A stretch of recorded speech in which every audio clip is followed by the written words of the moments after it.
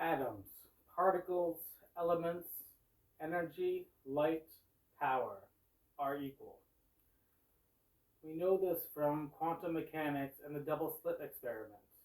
Therefore, you could say from a higher dimension, everything which is the same thing is the same thing.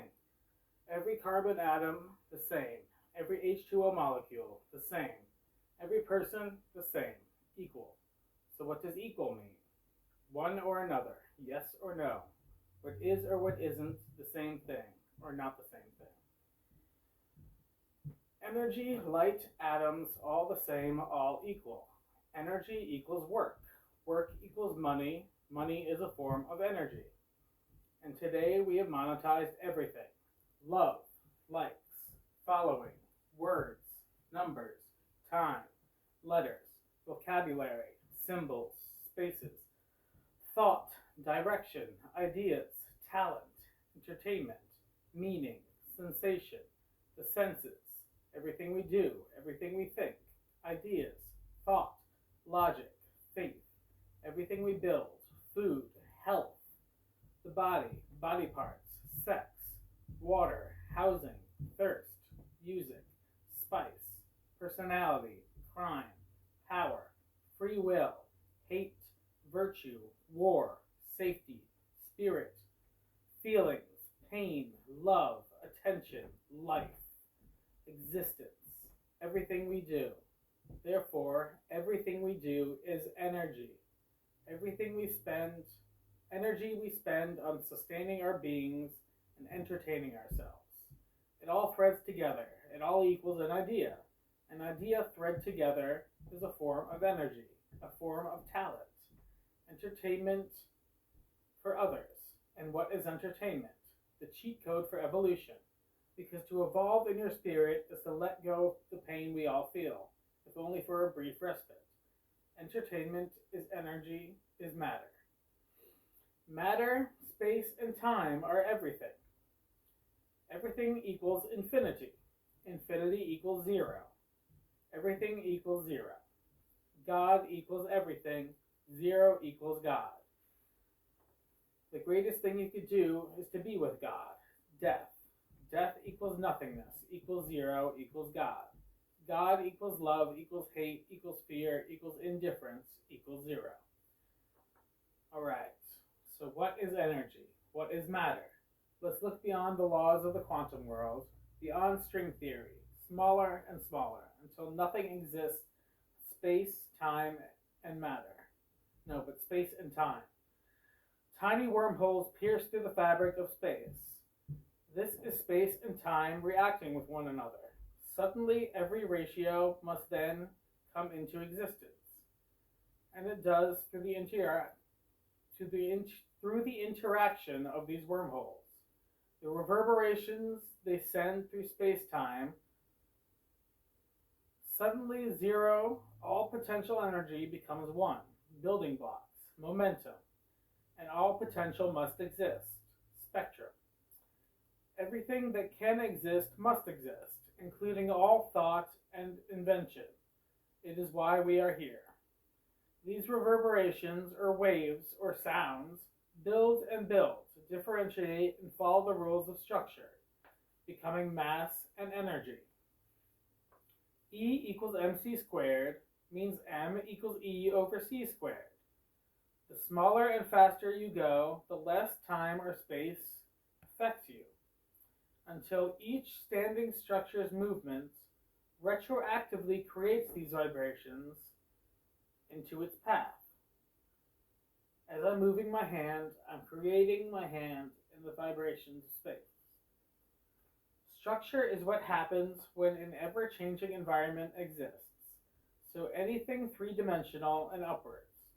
A structure must keep up by constantly subtracting or adding lower dimensions of itself.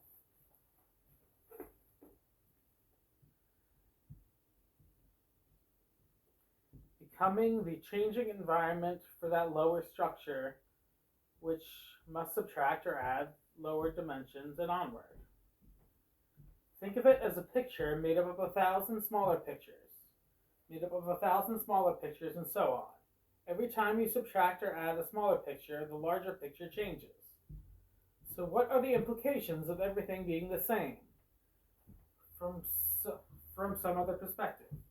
It means that our placement in time and space is everything. From the Earth's placement in the universe to the sun's placement in the multiverse. Think of a tree. It is the same basic structure or code, but varies based on its placement on Earth. The same goes for the color blue, the feeling soft, what a cat is. Before matter, before the wormholes, exists this realm of possibility, or the DNA codex of existence. The same thing exists within our minds. They are called schemas, and each tree you've experienced, or color blue, or soft thing you felt, or cat you've seen, goes into their own particular schema.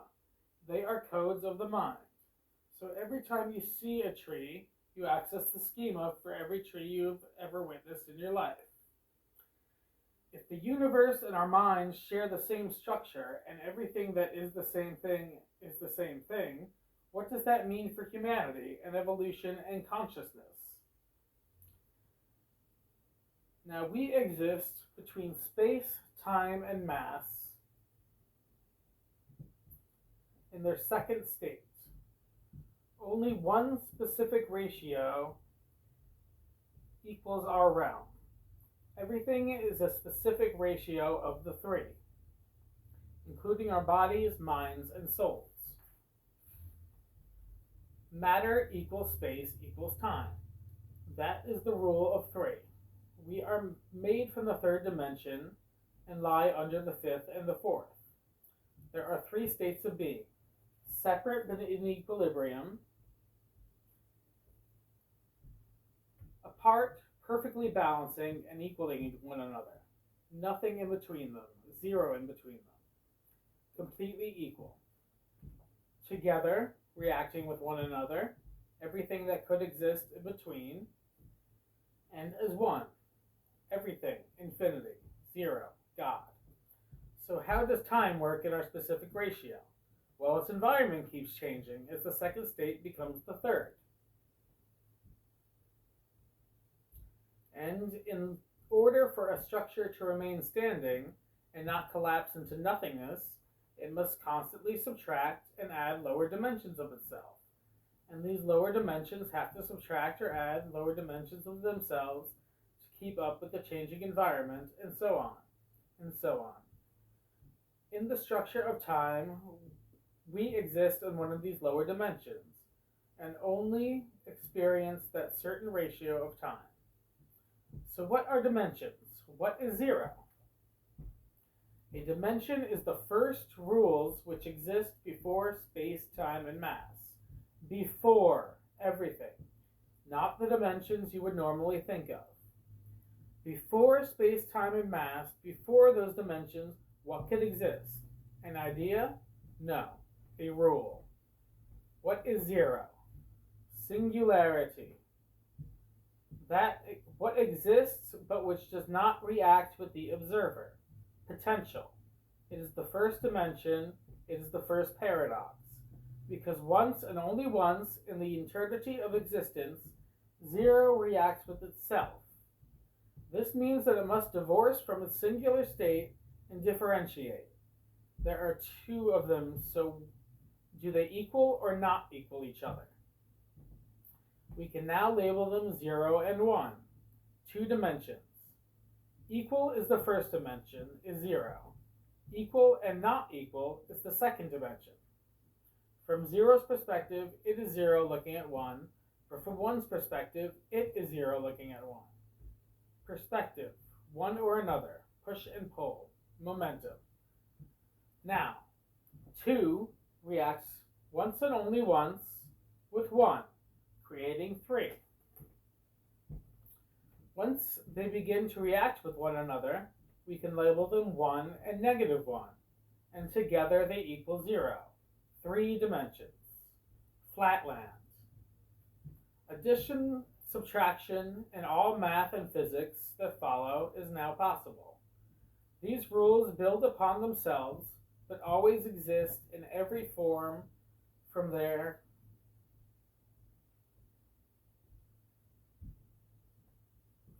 every form in existence. Now we do not live under the third dimension, we are built from the third dimension, and live under the fifth and the fourth. 3 reacting with 2, and 3 reacting with 1. The fifth dimension is what happens when space, time, and mass reach the third state. And the fourth dimension, our specific fourth dimension, is the dimension of the mind-space connection, the metaphysical.